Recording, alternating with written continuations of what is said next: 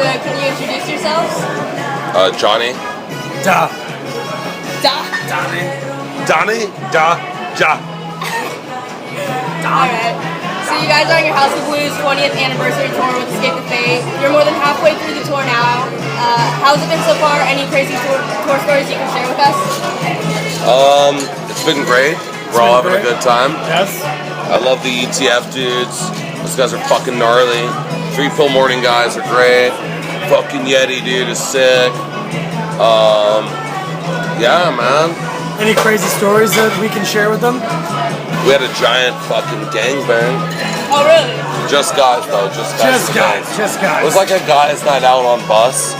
So we just invited every guy in the band. And one guy tried to bring his girlfriend. I was like, no, honey, you get off. So it was just like a straight up dude thing that we enjoyed. Well, I enjoyed it. Okay. Yeah, what?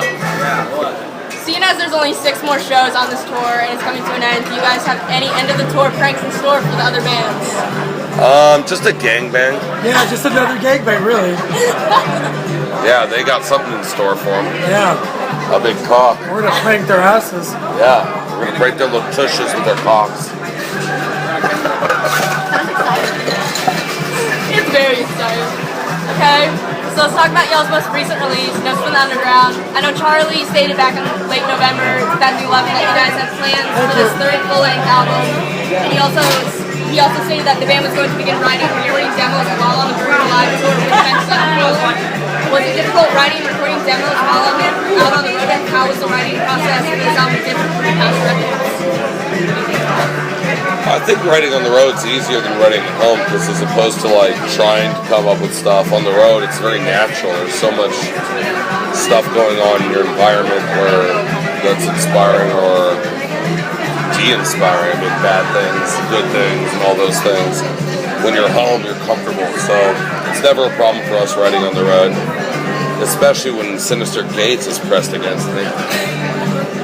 What? His name's Brian. His real name's Brian. He's my boyfriend.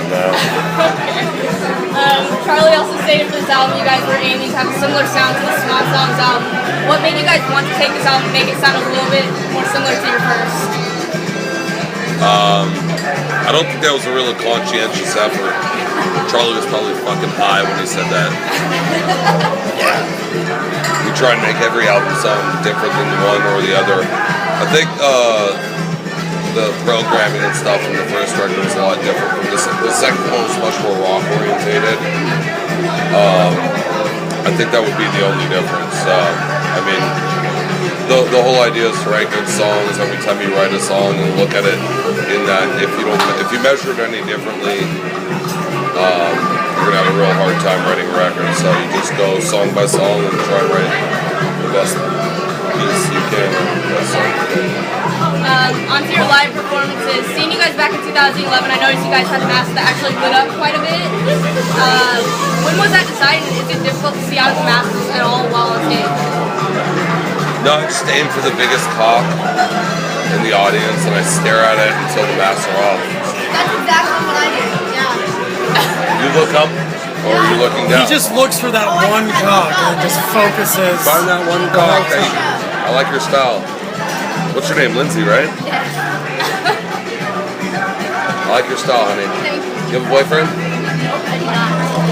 Yes. So I know during y'all's set, you take off your masks for the remainder of it. I know when y'all started out, the masks were a big deal and you didn't really want anyone to know who y'all really were. You would put on, like, I saw videos on YouTube, and whenever you guys didn't have the masks on, there would be, like, it would be blurred out, or you guys would have, like, little cartoon masks over your faces. What changed and made you guys decide to start showing your faces? We always have. It's never been a contrived thing where we try to protect our faces, especially in the live show. It's always been a natural thing. Since we first started playing, we've always taken them off. We never tried to pretend that we wanted to hide our faces. Jonas. Yeah. No, it's that was an artistic. It's an artistic, yeah. The guy Jonas Auckland who first did our videos, or our first 3 videos, great director. That was more his idea than ours. It was never a part of ours. Plus, you know, those masks are very bad for your skin. Huh? They're very bad for your skin. Are they really? It dries you out. I bet. Yeah. How does Slipknot do it? They go full on show. They get paid $500,000 a night. That's the difference. It's true. Yeah. And they almost like, I don't know, Corey Taylor almost passed out on stage. And they're ugly as fuck as opposed to this fucking beautiful facha. Don't say that about Slippy. Slipknot's one of my favorite bands, and I love what they do. Yeah, it's a different band. It's totally different. So, Hollywood Undead has been a band for a while now. Back when you guys started, did you ever think you'd be where you are now? I thought we'd be bigger, to be honest with you. Really? I'm very disappointed. To be honest with you. You guys are so big now. That's a fib. I thought we'd be playing arenas and we're still at House of Blues. Fuck this. We play arenas. Surprised by that as well. Like when I was in high school, I had a lot of friends who listened to Hollywood Undead, like even people that I would have never thought. And I'm really surprised to see that you guys are singing House of Blues. Like I'm excited for it. At least she's honest. I'm excited for it, But it's the truth. You guys put on one of the best shows I've ever seen, too, so I don't know why you guys don't get bigger venues. You know what it is? It's black oppression against the whites. That's what I think. I think Jay-Z's out to get us. He might be. He is, huh? Alright, moving on. You should change your name to Lindsey C. I thought about it. but people would think we were related to Jay-Z. And that would just get I No, don't think because anybody would think you're Lindsey way related. from myself you and don't know I look Goldman. like Jay-Z. You look kind of like a Dutch girl.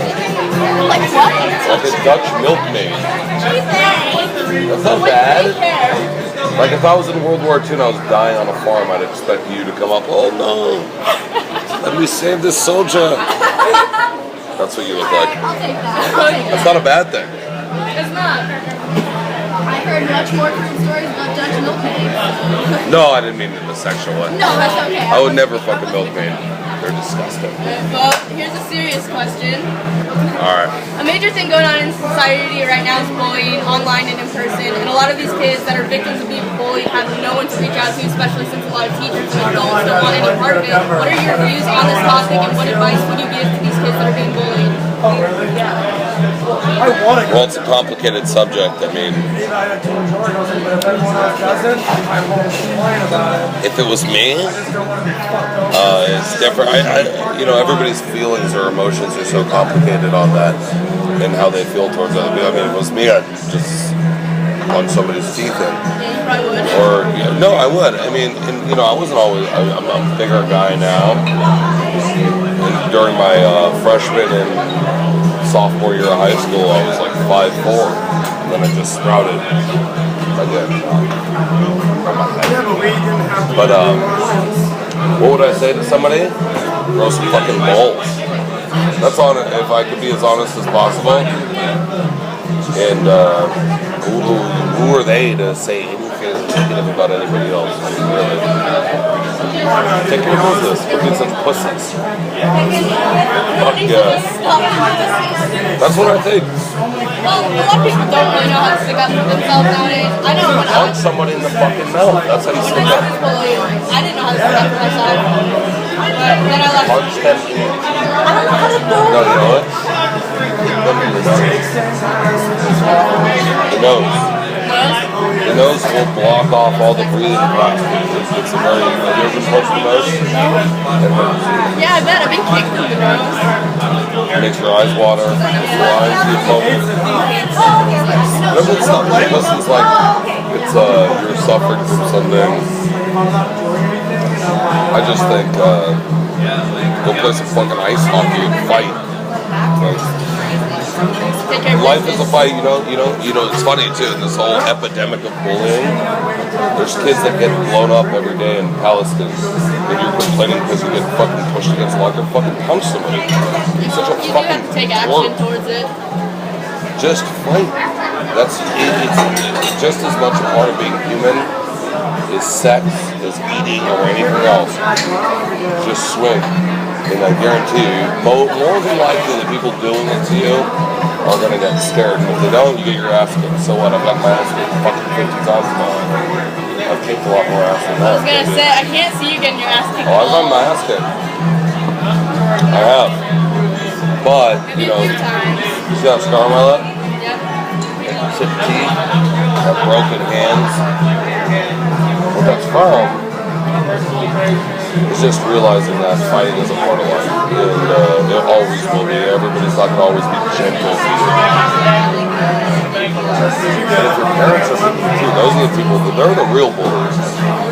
Hey, leave those kids alone. The first person I saw in the face was my father. Really? No joke. I was 13 years old. What a piece of shit. He was the first man that I realized, like, man, if I'm gonna go anywhere in my life, I have to get rid of this suppression and stuff like that. And then I've been fighting ever since. Probably gonna fight tonight. I'll plead it.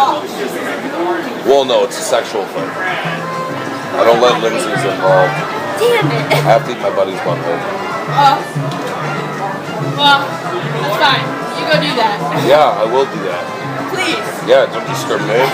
I'm not discriminating against bullies. Okay, bully? Okay. I'm being bullied by Lindsey about eating butthole. Alright, It's an interesting interview to listen to. Oh, I'm music done. is a huge outlet, and I know you guys. Speaker! That's not, Recording you! oh no, I need it. It's recording you! It's cracked. I need this. I need it! You can take it now. I gotta get home! Because it's recording you. Okay. So, music is a huge outlet, and I know you guys can agree with this. Music can do wonders. There are lyrics musicians have written that have gotten people through hard times in their lives, and I know you guys have written lyrics that have helped people get through rough spots in their lives. How does it feel to know you guys have written a song or just a verse that has helped someone? You know, honestly, that's the one thing that makes it worthwhile, I suppose, in the moments when things are going well for the band. We have our ups and downs as a group,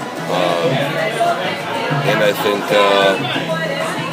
knowing that, I mean, it's extremely gratifying. I don't want to sound cliche, because every band will say the same thing to you, but I think our fans and the people who respond to our music are a very individual group of people. They're a bunch of bullies. They seem like bullies. They might be. Yeah, they're bullying each other, and it's just beautiful. It's And I can't wait until they find some fucking innocent kids to bully. Named Lindsey. Huh? Named Lindsey. Name Lindsey? Really? Be afraid. You're the bully. I'm not a bully. Kidding. I'm a fucking regulator, bro. Alright, okay. This question goes way back to songs you guys have written and never fully released on any album. Songs like Bitches, Dead and Ditches, etc. Why weren't these songs ever fully released on an album? And looking back on these songs now, after putting out 3 albums and have grown up quite a bit, what do you think of them? I personally love these songs, but I'm really curious to know what you guys think about them now in 2013. I mean, they're good. They were great in the moment. I mean, we've written a lot of songs. Every record we write, there's a lot of songs that don't go on there. That's the bottom line. We have a bunch of songs that didn't go on Notes from the Underground or American Tragedy. Back then, though, we didn't really have like record label regulations, so we could put out the songs that we didn't release on a record. We can't do that anymore. Believe me, there's a lot of songs that I'd love to release, but now you sign a record contract and they own it all. I know that you guys in the beginning struggled with labels and trying to release songs. Some labels wouldn't let you guys. Yeah. That's exactly what I look like when I talk too. No, you don't. No, you look fine. You look fine. Sorry. Thank you. I got excited because my homie just showed up. Alright, starting those.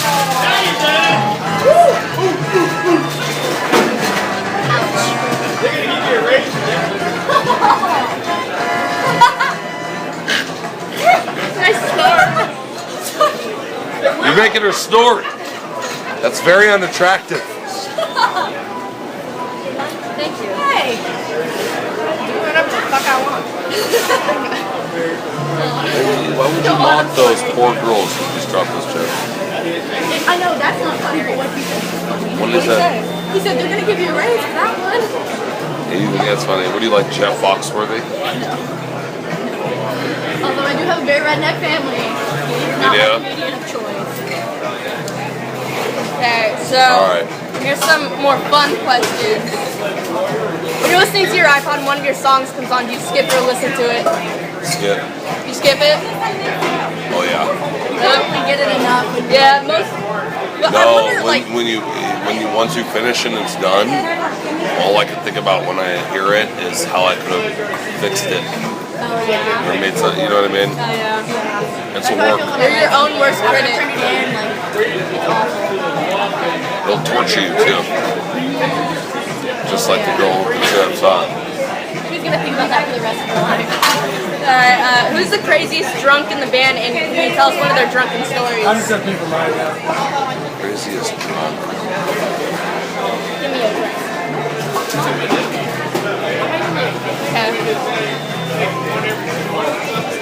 Craziest drunk in the band.